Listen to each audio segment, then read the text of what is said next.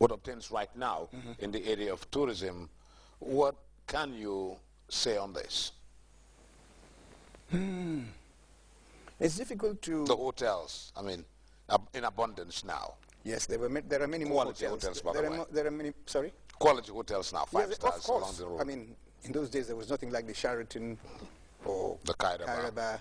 They didn't exist. I mean, the first and oldest hotel was the Atlantic Hotel, which I frequented, I must be honest. Yes.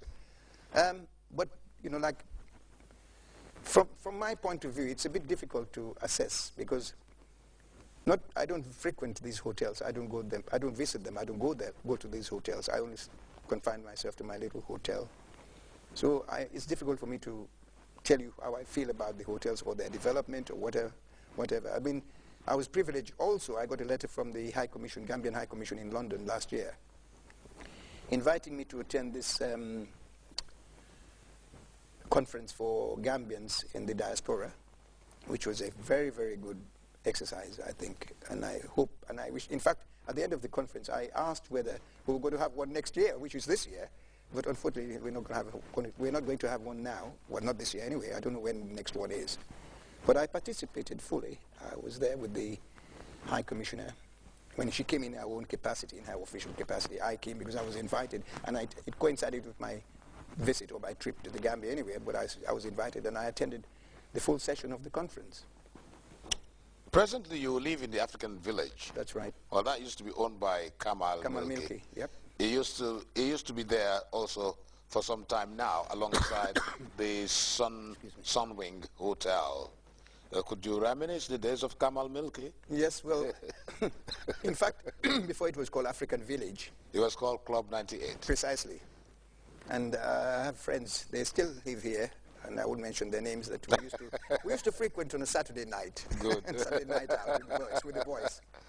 And it was great. It was great in those days. The Amudes and the Raks. Amuti Diab and... exactly. And Ahmed Diab. Ahmed Diab. Yes. Good. I also used to visit, not frequently though, the Sunwing as it was then. Yeah, but no, I only went to African Village, or 98 in those days, on a Saturday. Because I'm Banjurian, as you would know, from Hagan Street. Then you used to have the band Los Cangaceros, that Congolese band. They were very good. They used to play, incidentally, at the Adonis Hotel. Which is, it's a pity. I went past it the other day. It's so dilapidated. It was a real shame. Yeah, I think it's now with stores and... anyway, I'm just saying it's amazing. The building itself needs to be given a facelift, I think. And the Wadna Beach Hotel. That's the end. Now it's almost the like Fajara Hotel. These were all the hotels that existed in those days. Then you had, of course, the one near the prisons. What's it called now? The Palm Grove. Palm Grove, that's right. Yes. Yeah, you had all those in those days. Yeah. It sends you some deep feeling.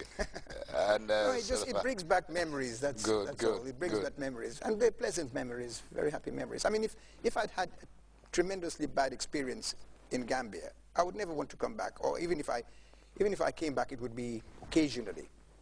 But I try, and there are Gambians abroad. I wouldn't mention any countries in particular, but there are Gambians abroad, some of these Gambians don't even intend coming home, which is sad. You know, some maybe... Do they have a reason? Well, maybe, I was just going to say, maybe due to financial constraints. I mean, I'm a pensioner, but I try my best. I try to come over whenever I can, which is regular enough, which is once a year.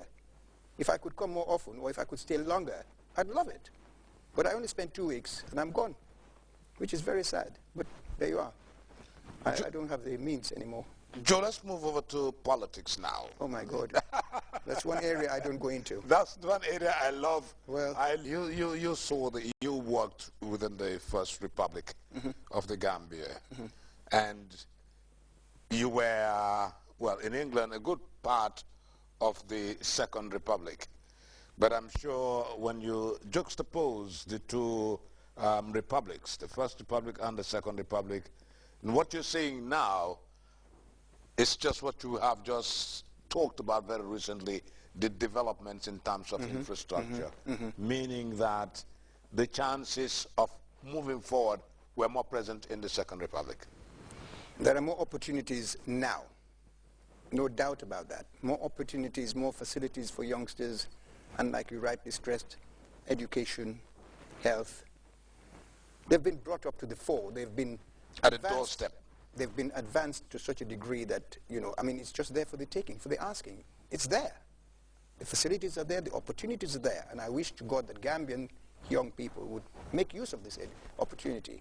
Just yesterday morning, I was listening to a program, and they were discussing about school kids who misuse their school fees, and they had two very young students, two girls, and one of them was saying, oh, it was the fault of the parents. And to a degree, I agree. If you give your kids, your school, the money for her fees, or his fees, you go to the school and pay the fees. You don't give the child the money and say, go and pay your school fees. What happens if that child misuses the money? Or doesn't bring back a receipt? Who do you hold responsible? The parents. And that's why I've seen so many examples of kids, not in this country though, kids losing respect for their elders, kids misbehaving, kids with no discipline. I think it should start from the home. The schools are there to give you education. They're not there to bring you up. The upbringing of a child should be done in the home. You go to school, they give you education. But the upbringing of a child, I think, should, you know, start from the home. You start from the home. I mean, we've all got vices in life. I've never taken drugs in my life, and I never will. Ever. Never will. And whatever you do, whether we all have, like I said, we've all got a ups and downs, yeah, likes and dislikes. Exactly, and pet loves and pet hates and all that. But whatever you do in life, you do in moderation. You do in moderation. Joe, you lived in London. You worked there for some time and retired. Yep. Well, how is it like living and working in England and then post that, meaning after that, retiring and living in England? How is it like? Well, it wasn't very difficult, to be honest, because when I went to England, I went, I think it was December 59. And I took a job, and in those days it wasn't very easy to get a job. I got a job, but it was not what I expected. Well, expected, and not what I wanted to do and what I loved doing. So one morning I woke up, I went to the RAF Careers office, and I said I wanted to join the Royal Air Force. And I did. Joined the Air Force. I was sent to RAF Cardington, where I was kitted out, and I served at Bridgnorth in Shropshire. And then when I left, I worked briefly with the Met Police, not as a police officer. I worked for the Metropolitan Police because the RAF found me a job, because obviously I'd served a bit. And then after that, I didn't want to sit around doing nothing. I took up another job for which I get a pension. I get a state pension, but I also get a little bit of pension from that as well. So the transition wasn't great at all. And as a matter of fact, when I retired, when I retired actually, I went to schools in the Crawley area to give talks to young kids, you know, about tourism and about the Gambia. But it was on a voluntary basis, and I couldn't keep it on because traveling was, you know, it was expensive, and it was coming from my pocket. I was not sponsored. I had no means of getting any money from the schools. So I had to give it up because I wanted to continue doing that. In fact, I wanted to set up my own business, but with no capital, I just, you know. Living in England, you must have people from your country who also live in England. Yep. Who are your friends in England? People that you will sit down, have a cup of coffee, or share a lager here and there? Well, I have loads and loads of friends, but, you know, distance is one thing. Some of them I am on the phone to them.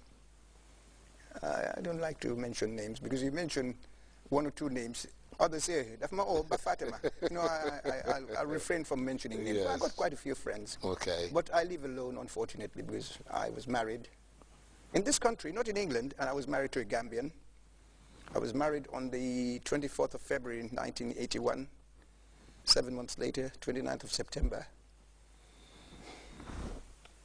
my wife died.